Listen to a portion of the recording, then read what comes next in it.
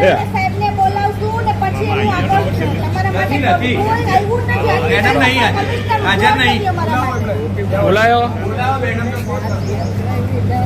અને શું કહેશે ચેક નહીં ગયો ને કઈ કે તમને રાતોરાત સળગાવી નાખશું આવી અમને બળજબરી કરતો એની ઓકાત કઈ છે. તો ત્યારે મોદી નહીં જોતો તો ક્યાંય બેઠો એ છાપરામાં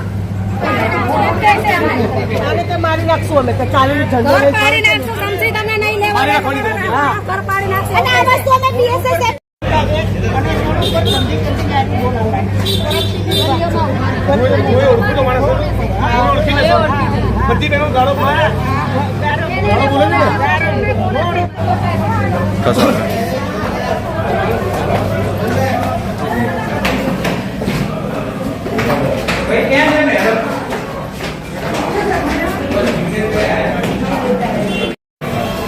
આ બાજુ પીએસઓ કોણ છે અહીંયા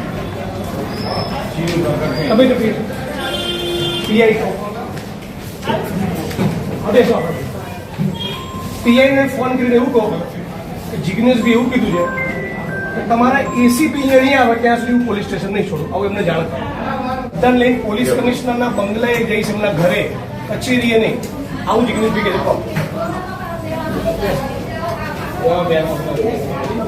કહે તમારે કોઈ ભાઈઓની પણ રાહ જોવાની નહીં. તમારે સીધું પોલીસ સ્ટેશન આવી જવાનું અને જે ગાળ કોણ કરી તમે ફરિયાદ લખાવો. પોલીસ સ્ટેશનમાં એવો શબ્દ વપરાય છે કે આ તમારી ત્યાંની મેટર છે. ખૂન ખરાબા થઈ ગયા હોય તો મારી પાસે આવો તો હું એનું સોલ્યુશન હલ કરી શકીશ. તો અમે કોઈનું ખૂન કરીને પછી આવી તો થઈ શકે. બીજું તો આનો કોઈ હલ નથી અમારે. મારા મારી કેસ હું કઈ વાતમાં જાણતો નહોતો ને મારું નામ મારામારીના કેસમાં તમારું નામ લખાવ્યું. મારામારી કરે તરત પોલીસે ફરિયાદ લઈ લીધી. અહીંયા બધા તમને મળવા માંગે છે. હા આ 78 વર્ષના કાકાએ બિલ્ડરના લોકો ઉપર હુમલો કર્યો. તમે આમની સામે ઓફેન્સ દાખલ કર્યો. જાઓ ઉભા. હા હા આ 78 વર્ષના કાકા જે શારીરિક અશક્ત છે, સરખું ચાલી નથી શકતા, એ લોકોને મારે છે. એમ તમે એફઆઈઆર દાખલ કરી છે આમની વિરુદ્ધમાં. અરે તમે એફઆઈઆર કરી છે, આમની ઉપર આરોપી બનાવી દે.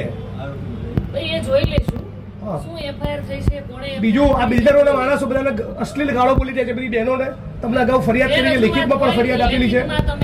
લેખિતમાં ફરિયાદ આપેલી ફેબ્રુઆરી. અત્યારે તપાસની એફઆઈઆર કરો. અત્યારે હાલ જ એફઆઈઆર દાખલ કરો કે ગાળો બોલી છે તમને અશ્લીલ બોલી છે.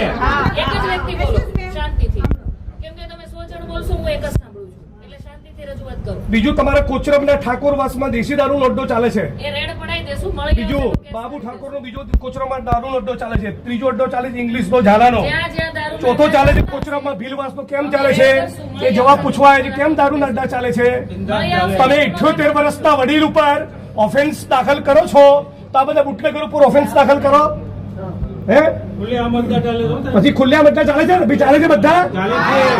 હા પછી વિશાલ મહેતાનો અડ્ડો ચાલે છે. કેમ અડ્ડા ચાલે છે? જવાબ આપો. આજે અત્યારે બધું બંધ કરાવો. કોણ છે એનો વહીવટદાર? નથી. આ તો એમને દારૂના અડ્ડા ચાલે છે. એમને દારૂના અડ્ડા ચાલે છે. લખો બધી રજૂઆત એફઆઈઆર કરો. એક મિનિટ બીજી રજૂઆત કરો. તમે ડિસમિસ કરવા માંગો છો? એના એક મિનિટ આ બાપનો જવાબ આ વડીલની ઉપર લેખિતમાં અરજી આપેલી છે. લેખિત ફરિયાદ આપેલી છે. તમે આપી દો. રજૂઆત એક જ એફઆઈઆર દાખલ કરો. જ્યાં દારૂ વેચાતો છે ત્યાં મળી આવશે તો કેસ કરશું. બિલ્ડરના મળે ત્યાં સુધી કોઈ ફરિયાદ થઈ નથી. કાલ સવારે મને ફરિયાદ નહીં જોઈએ. તમારા જ્યુરિસ્ડિક્શનમાં દારૂના અડ્ડા મને લાગે છે તમારા ડીસીપીને મારે કહેવું પડશે. તમારા પોલીસ ઇન્સ્પેક્ટરને સમજાઈ નથી રહ્યું ઓફેન્સ દાખલ કરવાનું. સ્ત્રીઓને અશ્લીલ ગાળો બોલવી એ ફોજદારી ગુનાનું કૃત્ય ના કહેવાય. બિલ્ડરોના માણસોને બીજું ખબર પડી એટલે 78 વર્ષના કાકાને ઉપર ઓફેન્સ દાખલ કરી છે. તમે જે એમનો ગુનો દાખલ કરવાની જો સૂચના ન આપી હોય અને 20 દારૂના અડ્ડાનું લિસ્ટ હું જાહેર કરવાનો છું. તમારે ન કરવું હોય તો ડીસીપી ને ત્યાં જવું.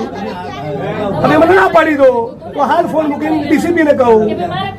કરવી છે ના ના અત્યારે હાલ તમે પેલા પાલડી પાલડી પીએને તમે સૂચના આપો 5 ફેબ્રુઆરીથી ફરિયાદ આપી છે એફઆઈઆર કરે એમાં હું એફઆઈઆર ની કોપી લઈને પછી જઈશ